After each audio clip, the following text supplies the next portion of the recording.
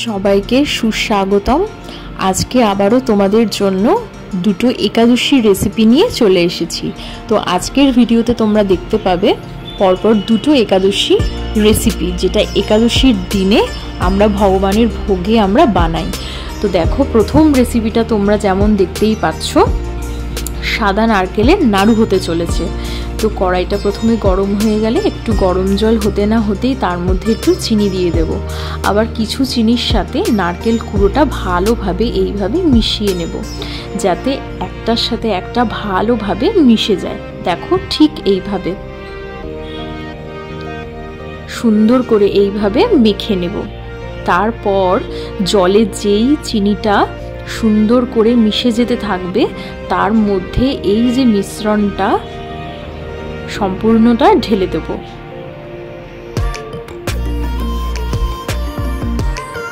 তারপর ভালোভাবে নাড়িয়ে চাড়িয়ে নিয়ে কড়াই থেকে এইভাবে বের করে নেব।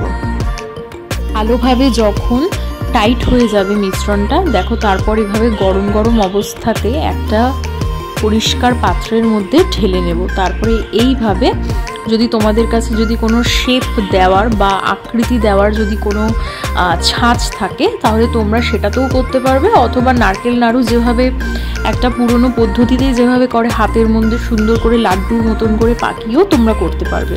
কিছুটা নাড়ুর আকৃতিতে করা হয়েছিল গোল গোল, আবার কিছুটা ছাঁচের মধ্যে রেখে ছাঁচের যে আকারে সেটা করা হয়েছিল। এই দেখো, ভগবানকে খুব সুন্দর করে ভোগ সাজিয়ে দেওয়া হয়েছিল। সেদিন লুচি, নাড়ু, আলুর দম আর চাটনি করেছিল মা। এইবার দেখো পরবর্তী রেসিপিতে রাঙা আলুর পায়েস। তো রাঙা আলুর পায়েসে যে যে সামগ্রীগুলো আমাদের প্রয়োজন আমি নিয়ে নিয়েছি। একটা রাঙা আলু আমি ছুলেও তোমাদের জন্য দেখিয়ে দিলাম। এইভাবে সুন্দর করে তোমরা ছুলে নেবে। ভালো করে ছোলার পরে ওটাকে ভালো করে গ্রেটারে গ্রেট করে নিতে হবে। দেখো, এইভাবে ঝুরঝুরে করে একদম গ্রেট করে নিতে হবে।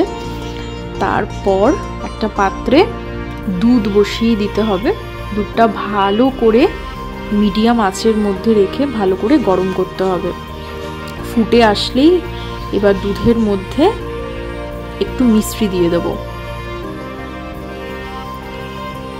তো দেখতেই পাচ্ছ, মিশ্রিটা দিয়ে দেব। কাজু রেখেছি, কাজুটা পরে দেওয়া হবে, পরে ভেজে দেওয়া হবে ঘিতে। দেখো, দুধটা গরম হলেই মিশ্রিটা দিয়ে দেব।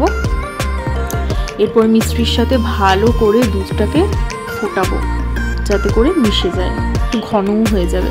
দুধটা গরম হয়ে এলে একটা পাশে রেখে দিয়ে একটা পরিষ্কার কড়াই নিয়ে সেই কড়াইটাকে ভালো করে গরম করব। তারপর কড়াইতে কিছুটা ঘি দিয়ে দেব।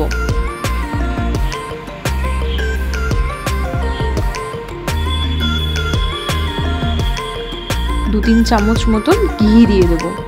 এই ঘিটা ভালোভাবে গরম হয়ে গেলে ঘিয়ের মধ্যে কাজু বাদামগুলোকে দিয়ে ভালো করে লাইট ব্রাউন হওয়া অবধি ভালো করে ভেজে নেব,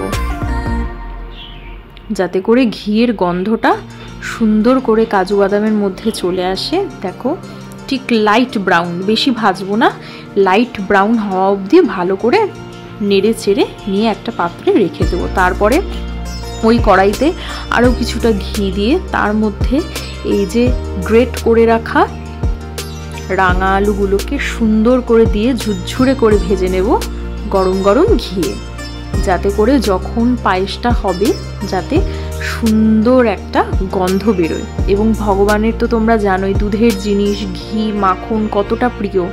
তার জন্য প্রত্যেকটা জিনিসকে যদি এভাবে ভেজে দেওয়া হয় ঘিয়ের মধ্যে, তার কিন্তু গন্ধটাই আলাদা হয়ে যায়। এরপর ভালোভাবে ভেজে নিয়ে একটা পাত্রে তুলে নেব। দেখো, ঠিক এই রকম দেখতে হবে, ঠিক এই রকম ঝুরঝুরে হয়ে যাওয়া এই রাঙা আলুগুলোকে ওই দুধের সাথে মিশিয়ে দেব।